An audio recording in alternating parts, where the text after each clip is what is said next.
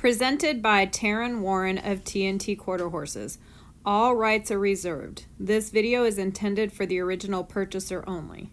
To purchase your copy, email us at tntfarmsqtrhorses@yahoo.com. So the first thing I want to discuss is what the actual definition of transition is, and it's passage from one state, stage, subject, or place to another, otherwise known as change, a movement, development, or evolution from one form, stage, or style to another.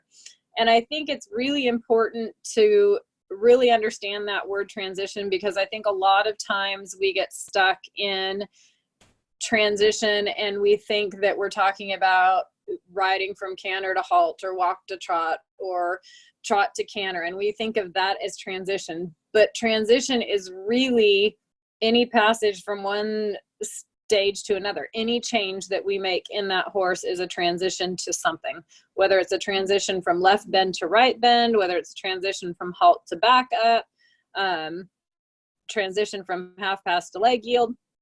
This is kind of a loaded question because everybody wants to think walk to trot is a transition, trot to canter is a transition, canter to trot is a transition. I like to make it a little bit more simple than that. And I like to think that we have an upward down transition, which is when we're increasing the gait, increasing the activity, increasing the energy, and a downward transition when we're decreasing the gait. We're gearing down, we're taking the horse down a gear, we're going from lengthened trot to collected trot or canter to walk. And so we have the downward transitions and the upward transitions. I don't like to think of each one of those downward and upward transitions as a different transition that needs a different aid, because the goal of all the transitions are the same, which is they should be coming from the hind leg, uphill, through the back, light in the forehand.